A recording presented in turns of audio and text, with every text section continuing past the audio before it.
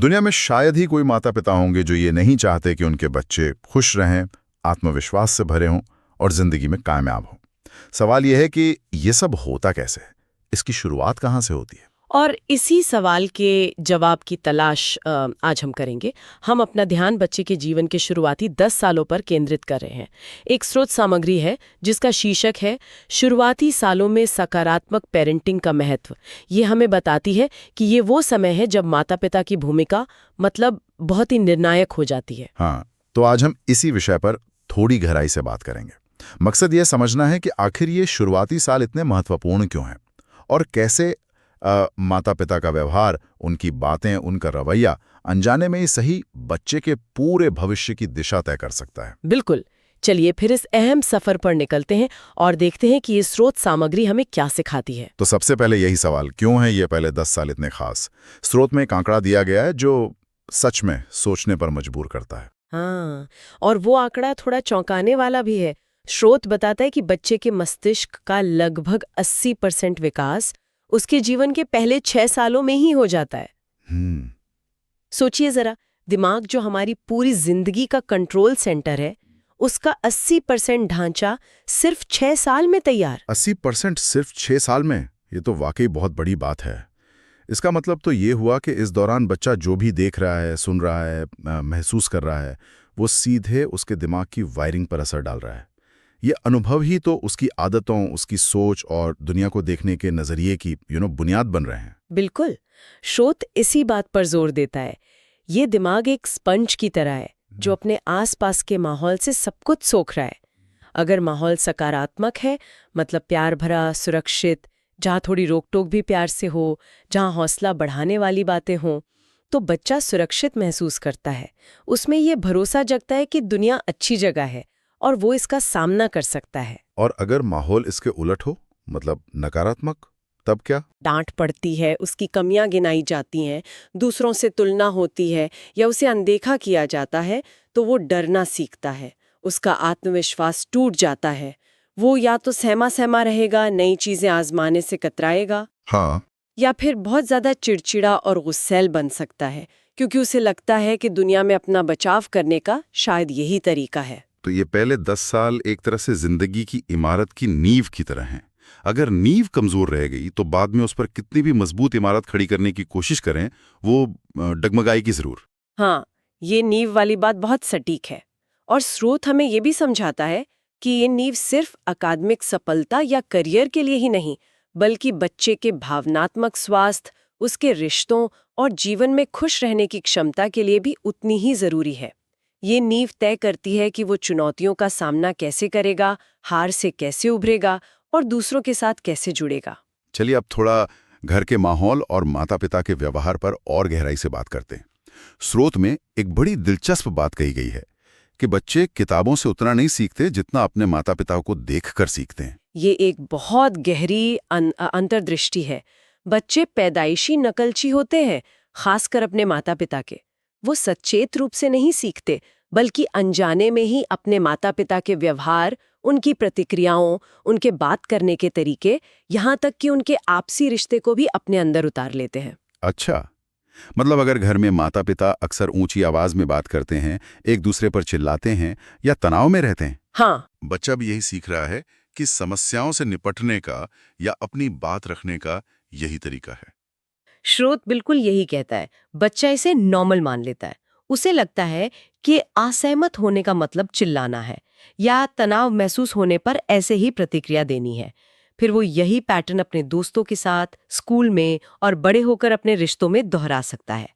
ये अनकहा सबक शब्दों वाले सबक से कहीं ज्यादा शक्तिशाली होता है।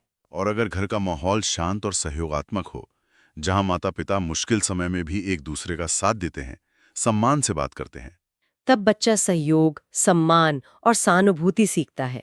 वो देखता है कि मतभेद होने पर भी शांति और इज्जत से बात की जा सकती है। वो सीखता है कि रिश्ते एक टीम वर्क की तरह होते हैं। ये उसके सामाजिक और भावनात्मक कौशल की नींव रखता है, जो उसे जीवन भर मदद करते हैं। स्रोत में एक उदाहरण दिया गया था, वो बच्चे के गिरने वाला।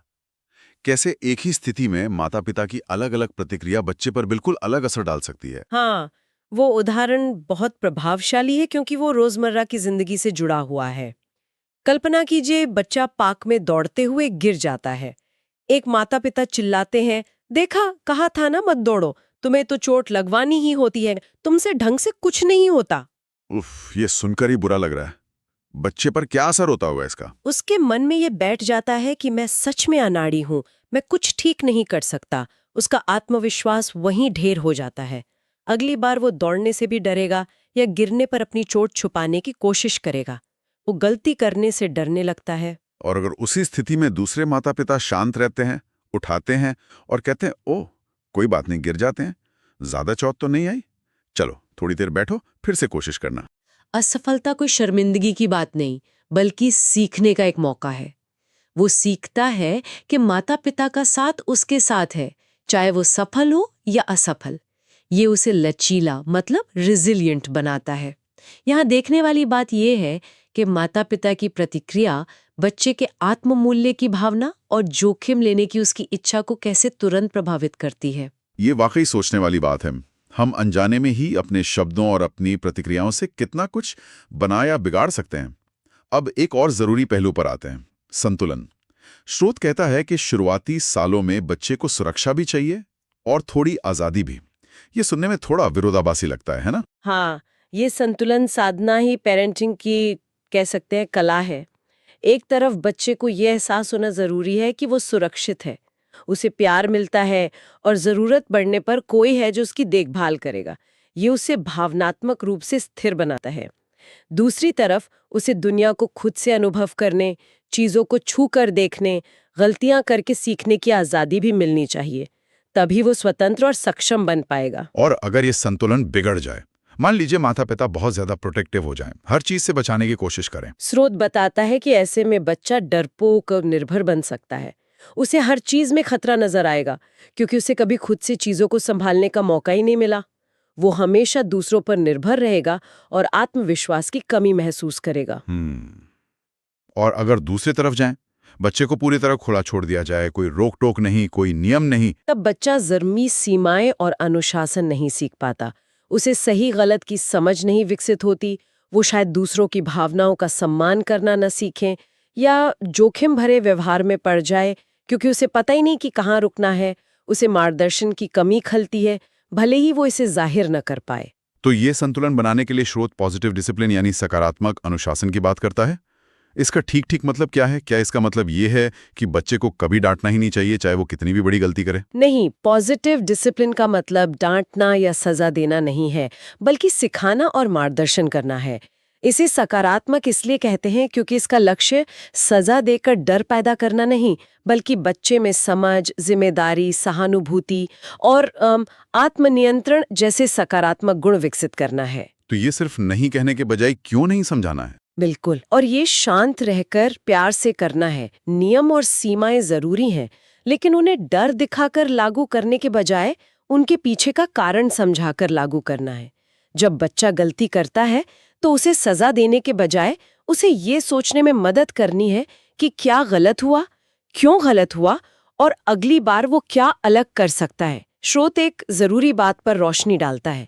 अनुशासन का मतलब बच्चे को बाहरी तौर पर कंट्रोल करना नहीं, बल्कि उसे आत्म कंट्रोल सिखाना है। ये सुनने में आसान लगता है, पर इसका मतलब है कि हमारी हर प्रतिक्रिया डांट की बजाय एक सिखाने का मौका बन सकती है। स्रोत में एक लाइन थी जो मुझे बहुत असरदार लगी, जितना डांटोगे बच्चा उतना रिबेल करेगा, जितना सिखाओगे बच्चा उतना ग्रो करेगा। हाँ, ये पंक्ति इस पूरी अवधारणा का सार है।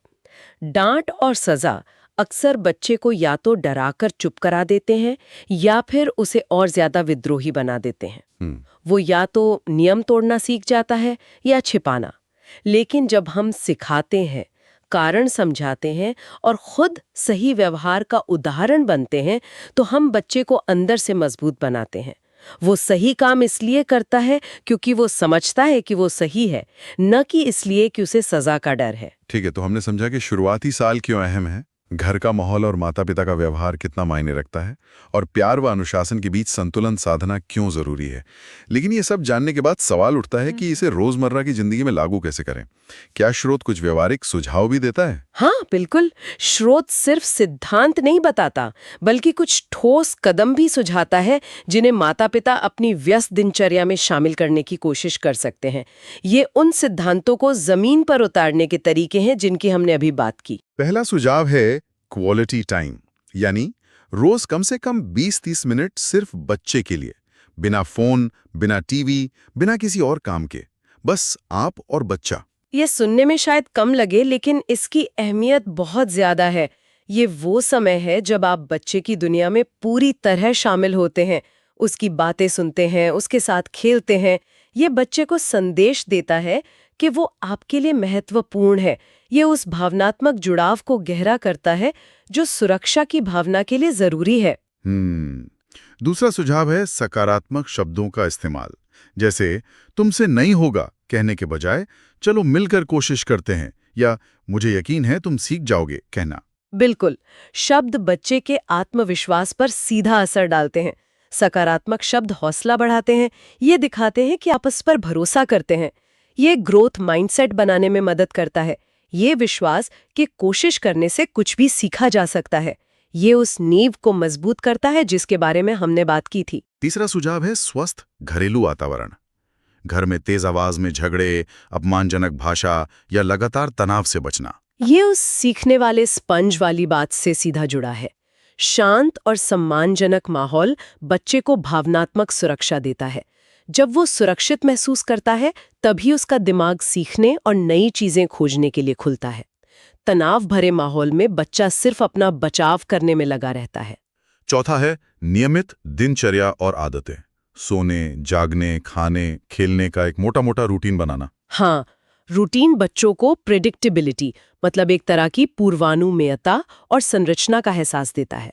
उन्हें पता होता है कि आगे क्या होने वाला है, जिससे उनकी चिंता कम होती है और वे ज्यादा सुरक्षित महसूस करते हैं।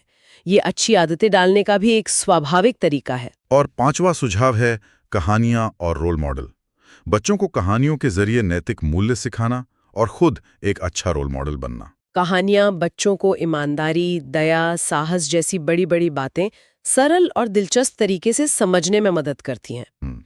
और माता पिता का अपना व्यवहार, वो तो सबसे बड़ी सीख है। बच्चे जो देखते हैं वही बनते हैं। ये सारे सुझाव मिलकर उस सकारात्मक माहौल और संतुलन को बनाने में मदद करते हैं जिसकी चर्चा हमने की। तो कुल मिलाकर ये स्रोत हमें एक बड़ी तस्वीर दिखाता है। बच्चे के पहले 10 साल एक कोरी स्लेट की तरह है, और माता पिता के रूप में हमारे हर एक्शन, हर शब्द, हमारे घर का माहौल, ये सब मिलकर उस स्लेट पर बच्चे की जिंदगी की कहानी लिख रहे हैं। हाँ, और ये कहानी कैसी होगी, इसमें हमारी भूमिका बहुत बड़ी है।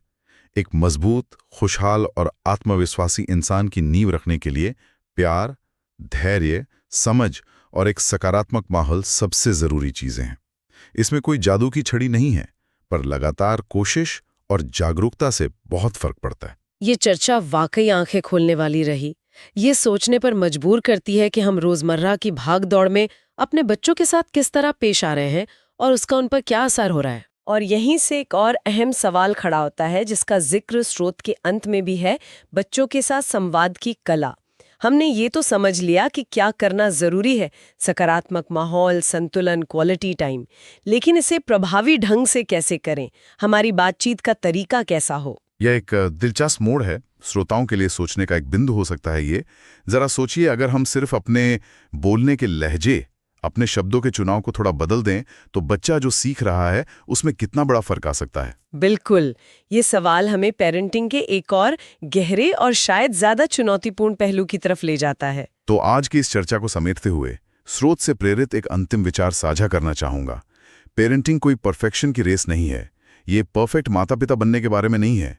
ये प्यार, समझ और एक दूसरे के साथ सीखने और बढ़ने का एक सफर है। गलतियां होंगी, चुनौतियां आएंगी, लेकिन जरूरी यह है कि हम कोशिश करते रहें, सीखते रहें और सबसे बढ़कर प्यार का दामन थामे रहें।